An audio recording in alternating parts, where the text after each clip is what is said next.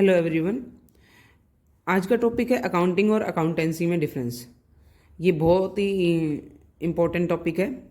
कई बार हमें जो है क्लियरिटी नहीं होती कि हम डेली ऐसे बोलते रहते हैं, कभी अकाउंटेंसी बोल देते हैं, कभी अकाउंटिंग बोल देते हैं। ठीक है, तो मैं ये बताना चाहूँगी अकाउंटेंसी रिलेटेड जो वर्ड है ये एक बड़ा वर्ड है, यानी कि इसका स्कोप जो है वाइडर है अकाउंटिंग से। ठीक है, अकाउंटेंसी के अंदर जो है थ्योरेटिकल और जो प्रैक्टिसेस होती है अकाउंटिंग की वो इंक्लूड होते हैं। यानी कि ये एक बॉडी ऑफ नॉलेज है जो प्रिस्क्राइब करती है सर्टेन रूल्स और प्रिंसिपल्स जो कि ऑब्जर्व किए जाते हैं during while recording, classifying and summarising the business transactions. ठीक है, और इसके अंदर जो है जो भी रूल्स, प्रिंसिपल्स, टेक्निक, नॉर्म्स जो भी बनाए जाते हैं वो सारे के सारे डिपेंड करते हैं बुक कीपिंग और अकाउंटिंग के ऊपर। तो बुक कीपिंग और अकाउंटिंग को ध्यान में रखते हुए ही जो है डिसीजन मेकिंग फंक्शन जो है अकाउंटेंसी के अंडर किया जाता है।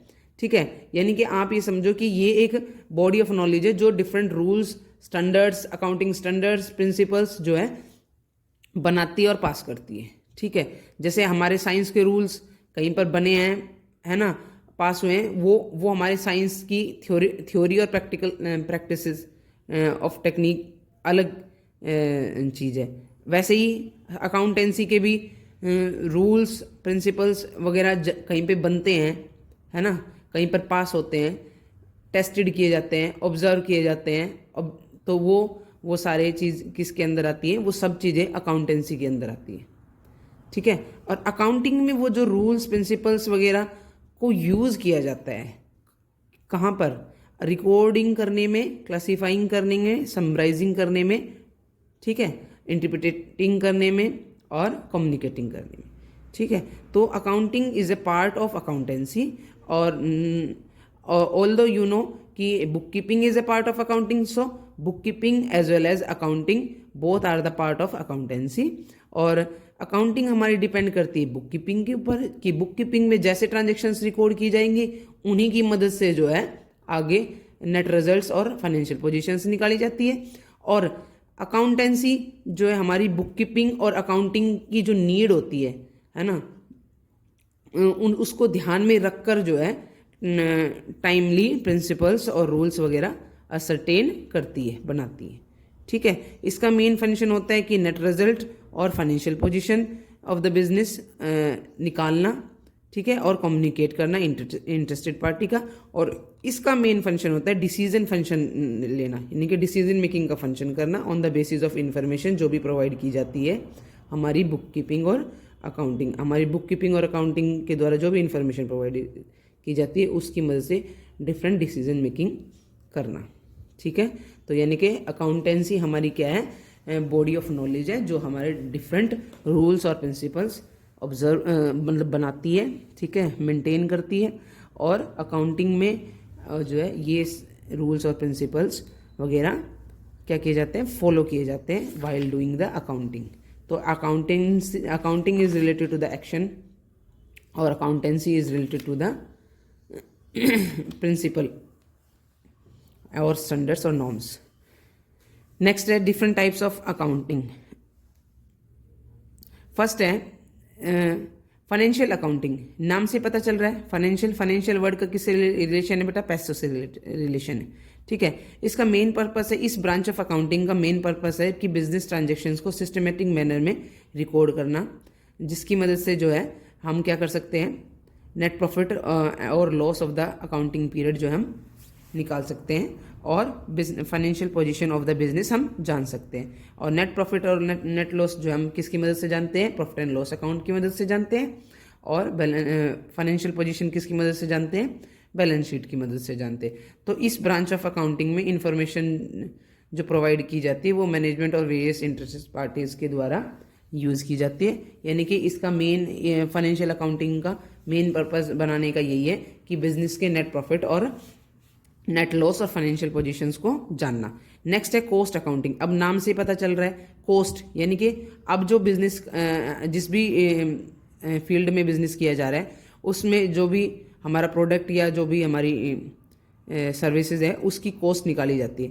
ठीक है। तो इसका मेन पर्पस क्या है कि to ascertain the total cost और per unit cost of the goods produce और service render by the business. जो भी बिजनेस के द्वारा कोई भी गुड्स प्रोड्यूस किया जा रहा है, बनाया जा रहा है, उसकी पर यूनिट कॉस्ट निकालना, टोटल कॉस्ट निकालना, या फिर जो भी सर्विसेज दी जा रही है उस सर्विस की टोटल कॉस्ट निकालना और पर यूनिट कॉस्ट निकालना, ये इसके अंदर इंक्लूड किया जाता है, क्योंकि ये एस्टिमेट करता है cost in advance.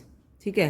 Cost accounting की हेल्प से जो है हम क्या कर सकते हैं, किसी भी प्रोडक्ट और सर्विसेज की जो है हम कॉस्ट जो है एडवांस में जान सकते हैं, और उसकी मदद से जो मैनेजमेंट क्या कर सकती है, अपने strict control over the cost ला सकती है, अपने प्रॉफिट्स को इंक्रीज कर सकती है, अपने प्रॉफिट मार्जिन को भी बढ़ा सकती है, और जहाँ पर वेस्टेज है, जहाँ पर जो है ओवर कंट्रोल की ज़रूरत है, वो सारी चीज़ें इसके अंदर आती है। ठीक है। देन है मैनेजमेंट अकाउंटिंग। अब इसके नाम से पता चल रहा है मैनेजमेंट, इनकी अकाउंटिंग की वो ब्रांच जिसका यूज़ जो है मैनेजमेंट करेगी अब। ठीक है। तो अब मैनेजमेंट क्या करती है, मैनेजमेंट आपको पता ही है, मैनेजमेंट जो अकाउंटिंग इन्फॉर्मेशन हमारे फाइनेंशियल अकाउंट्स शो करेंगे, फाइनेंशियल अकाउंटिंग शो करेगी, या फिर हमारी कॉस्ट अकाउंटिंग शो करेगी, उनका यूज़ करेगी किस में, प्लानिंग में, कंट्रोलिंग में, है ना। तो बिजनेस ऑपरेशंस की प्लानिंग और कंट्रोलिंग में जो है अकाउंटिंग इन्फॉर्मेशन को यूज़ करना, ये हमारे किसके अंदर आता है, मैनेजमेंट अकाउंटिंग के अंदर आता है। तो management accountant uses various technique and concept to make accounting data more useful for managerial decision making. ठीक है। मैनेजरल डिसीजन मेकिंग के लिए जो भी अकाउंटिंग की टेक्निक कंसेप्ट है उनको यूज़ किया जाता है। ठीक है। इन टेक्निक्स के अंदर क्या क्या आती हैं बेटा, इनके अंदर आती है ratio analysis, budgetary control technique, fund flow statement, cash flow statement. ये सारे नाम अगर कोई 11th क्लास का बच्चा पढ़ रहा है तो शायद उसके लिए नए हो, आगे उसको समझ में आएगा। ठीक है।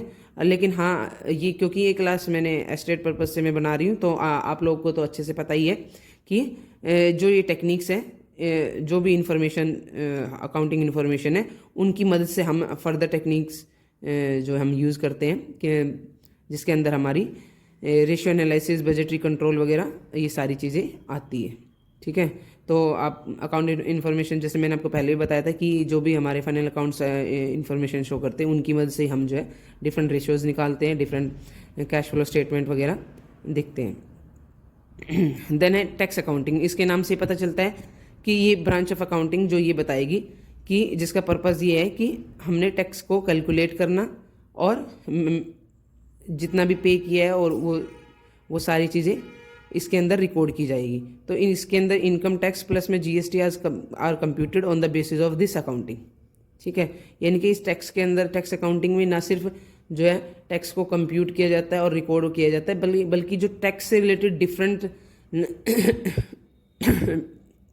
सेक्शंस, नॉर्म्स, रिलैक्सेशन, डिडक्शंस, वो सब इसके अंदर आती है।